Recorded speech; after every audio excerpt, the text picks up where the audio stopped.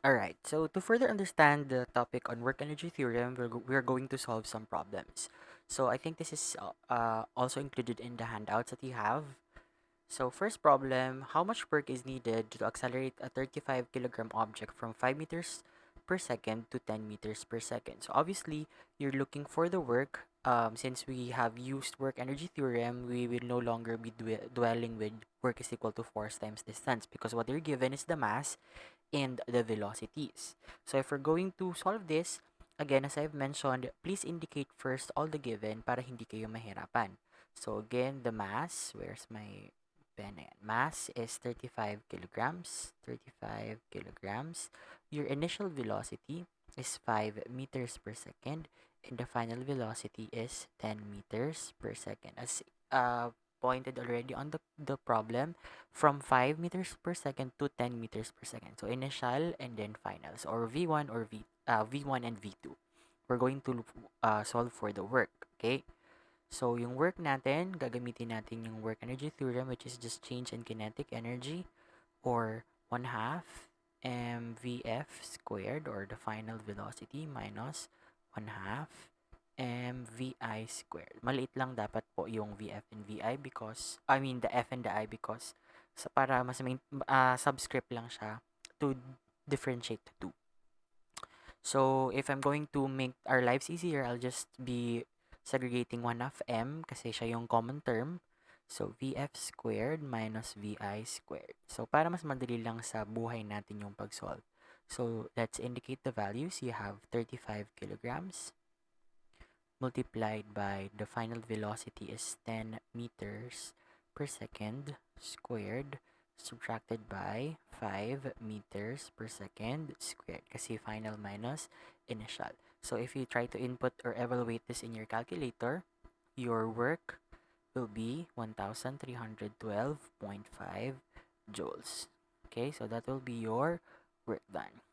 Next, for the next problem, so very easy lang po yung una. For the next problems, it's just from a sub question siya nung first problem natin. If the amount of work done occurs over a distance of 26 meters, how much force was applied? So you have your work, which is 1312.5 joules, and then your distance, which is 26 meters. We're going to look for the force, okay? So let's just remember that work is just equal to force times distance. We're going to look for the force, so this becomes force equal to work over your distance. Substituting the values, you have 1312.5 joules divided by, hindi na kasha, 26, 26 meters. So what you'll be getting, the force that you'll be getting is 50.48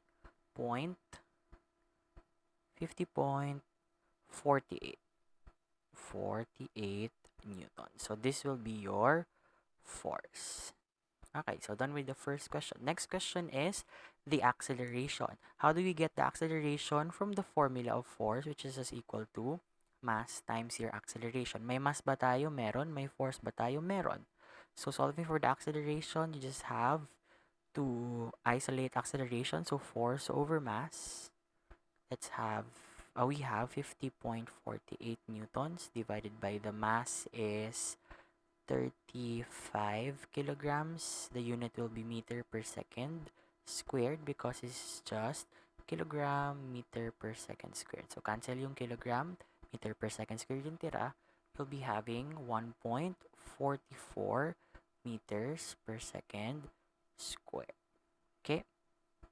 It's a bit of a long process. However, if to observe, halos same lang na siya nung topics na diniscuss natin before.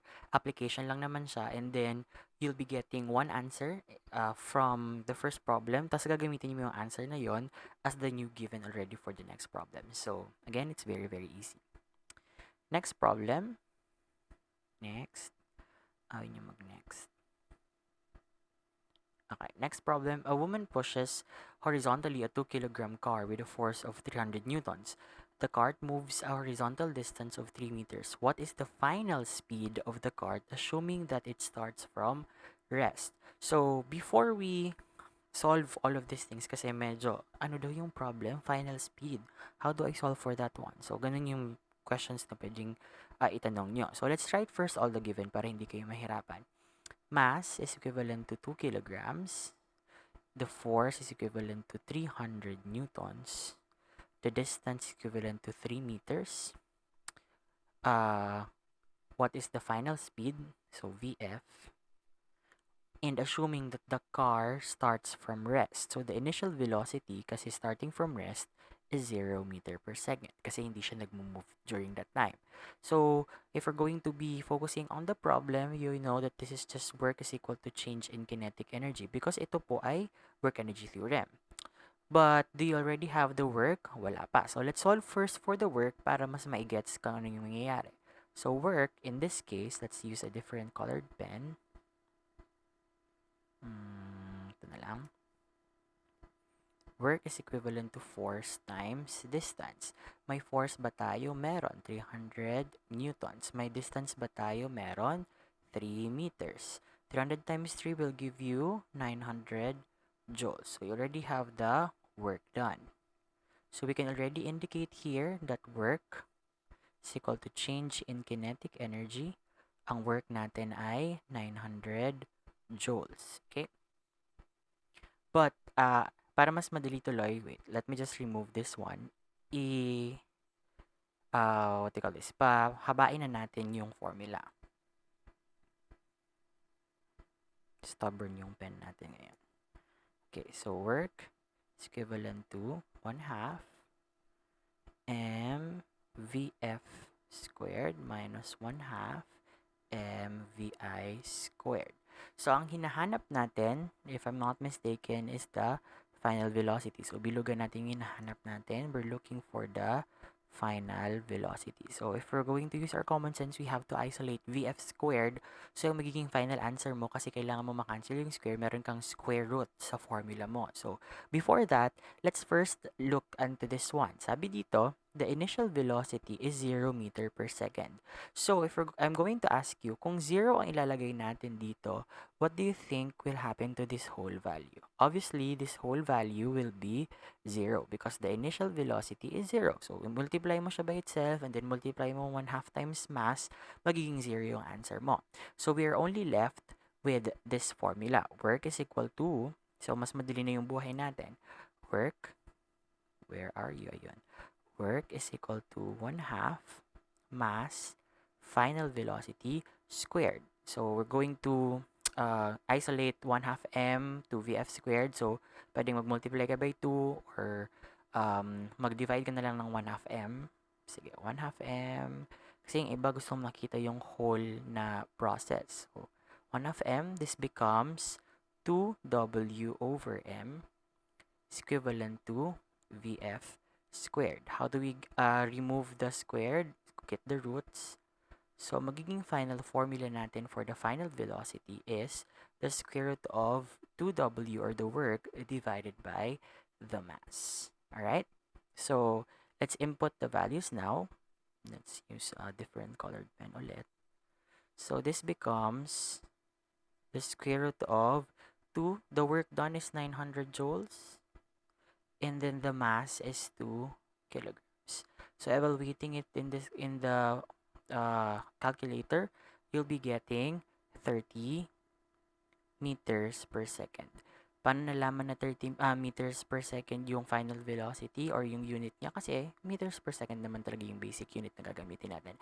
And if you try to, expand the units, lalabas pa rin yung meters per second. So, very easy yung problem. What if, sir, hindi na lumabas na initial velocity is 0 meter per second? So, same process, you just write the initial velocity, same process pa rin yung lalabas sa kanya. Okay? So, don't be afraid to solve or to, what do you call this? Itong i-rearrange ang formula for you to be able to answer the question or derive the formula. Right? Sige. So, let's have the next problem. Okay, so this problem is a little bit long in the sense that the question is long, but napakadali lang niyang intindihin. A farmer hitches her tractor to a sled loaded with firewood and pulls it at a distance of 20 meters along the level road. The total weight of the sled under load is 14,700 newtons. The tractor exerts a constant 5,000 newton force at an angle of 36.9 degrees above the horizontal. Since meron ng angle, we'll be using cosine, the components, but basically since nasa horizontal lang siya, cosine yung gagamitin natin. At 3,500 Newton friction force opposes the sled's motion. Find the work done by each force acting on the sled and total work done by all forces. So technically, you're going to look for the total work done by all forces. So if dito, you can already see that there's a free body diagram, but it's a little bit complicated in a sense na bakit may parang medyo hindi siya yung way talaga natin of pag-drawing. So, wag niyo na muna yung tingnan kasi merong 180, may other things. So, iba yung gagawin natin. Before that, let's write the given. You have the distance is 20 meters. The weight of the sled and the load, if I'm not tama ba? Yeah, sled and the load is 14,700 newtons. And then the force applied is 5,000 newtons. The angle, for this is a force applied, the angle is 36.9, and then the friction force is 3,500 newton. If we're going to make a free body diagram that would make things easier, so ganito yung tractor, right? This will be the tractor. Free body diagram na madali lang. So, label natin yung iba-ibang forces. Let's use a red na lang. So, sa baba, meron tayong force of gravity or the weight basically. Yan, tabingi po pero pabayaan na lang sa FG. This is the tension force kasi pinupull siya. So, F tension or sige, applied kasi nilagay ko but technically this is tension. So, F tension because the angle here is 36.9. So, medyo pareha siya dito ha, but let's make it simpler.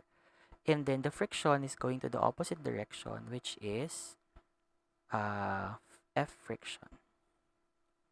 Meron siyang normal force. Yeah, that's it. So, yan lang naman yung nandun sa kanya. So, napakadaling intindihin sa kanya, di ba? So, here, what we're going to look is that we're going to solve for the net force, which is yung pag-pull niya talaga. So, yung net force natin, you can see that it's just the tension force plus the friction force. Kasi net force lang tayo, right? But the friction force is in the opposite direction. So, this value becomes negative. Kasi opposing force siya ng tension force, right? Because of the ground. So, what would happen is that we can solve this on the next page. So, F net becomes F tension plus F friction. However, in terms of tension, remember the drawing has an angle of 36.9. So, kukunin natin yung component niya. So, meron tayong, if the tension force is 3,500, if I'm not mistaken. Sorry. What's the tension force? Tension force is 5,000. So, 5,000 cosine 36.9. Again, this becomes negative, right? Kasi opposite force siya. Minus 3,500 newtons. In this case, if you try to observe, nakalagay dito sa drawing, it's 180 kasi nasa opposite siya. Kung gumagamit tayo ng cosine, kasi kahit hindi na tayo gumamit ng cosine, we know that it's in the opposite direction. But if it's 3,500 cosine 180, this becomes negative 3,500. So again, same thing, but in this way, it's easier for us to understand this. So, 5,000 cosine 36.9 becomes 3,998.42 minus 3,500. So, the total force or the net force is just 498.42 newtons. So, ito yung net force applied by the truck. Okay? But the question is the work done. So, hanapin natin yung work done. Work total siya technically. So, the work total or the work done is equal to F net times D. Kasi kailangan nating ma-join sila or makuha yung total force ng total work done gamit yung total na forces na meron tayo. Considering the friction, the tension force, and then the gravity. But in this case, hindi nakasali yung gravity kasi X component yung kinukuha natin. So this becomes 498.42 multiplied by the distance. Ano yung distance natin is 20 meters. 20 meters. So, ang lalabas pong total work done ay 9968.4 joules. This is the total work done by the tractor. Okay? So, very, very easy question. Diba? Alright. Okay, you might be asking, probably kasi I'm not sure if the handouts were already edited. Is it the same process with the one in the handouts? Yes, however, the one in the handouts, what do you call this? Inisa-isa niya yung mga forces from the tension, the friction, and then the gravity. However, in this case, we made it easier for you to understand na sinimplify na lang namin siya. Okay? Sige. Sige, next problem is just a continuation on the initial problem. The question is, suppose the sled moves with an initial speed of 2 meters per second. What is the speed after it moves 20 meters? Or so ang tinatanong dito ay final velocity pa rin. So para maintindihan ulit siya, let's just indicate that the initial velocity is 2 meters per second. What will be your final velocity? Okay? So, meron tayong total work done, which is, work done natin is, ano nga yung work done natin? 9968.4. 9968.4 joules. Kailangan rin natin ng mass, which is just, wala tayong mass at this point dahil lang meron tayo ay weight of the load, right? The weight of the load that we're given is 14,750 newtons. Let's check kung sa 14,750 nga. 14,700 lang pala. So you can see here that medyo a little bit complicated itong problem na to, but it's easier again pag na-solve natin siya. So may weight tayo which is 14,700, which is just your f of g based dito sa free body diagram natin. Okay? So, yung weight ng tractor and the load. Okay. Diba remember that the weight is different from your mass. Alright. So, in this case, we have first to solve for the mass. Remember that weight is just equivalent to mass times the gravity. So, ang lalabas po, kung kukunin natin yung mass, yung weight natin which is 14,700 will be divided into 9.8 meters per second squared. This is Newton. So, ang dapat matira sa mass ay kilogram which is 1,500. Okay, so this will be your mass, 1,500 kilograms. This will be your mass na po. Okay?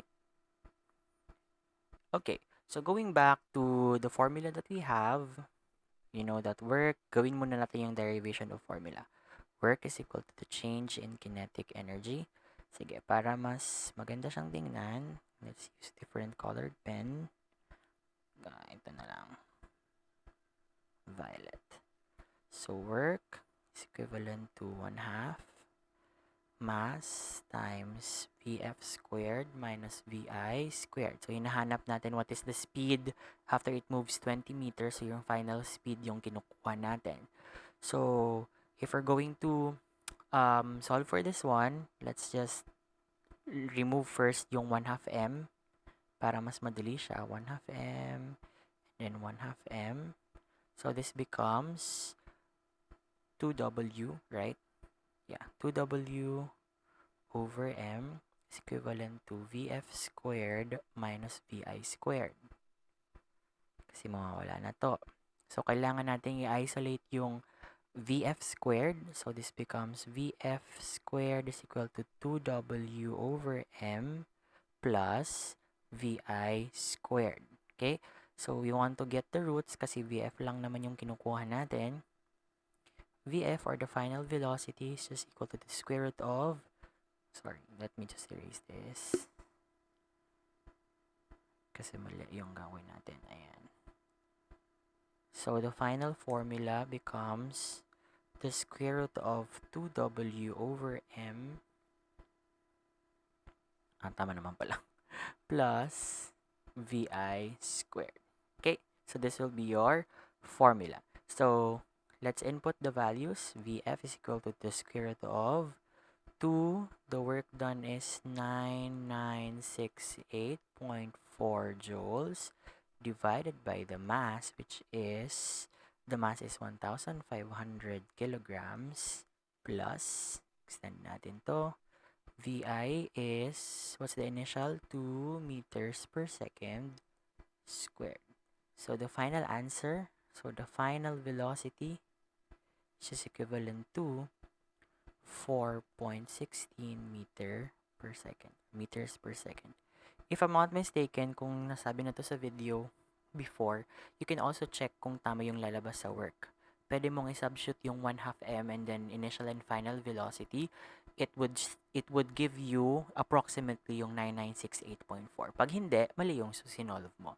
So this is also one way to double check your answers, which I have mentioned in some of the videos.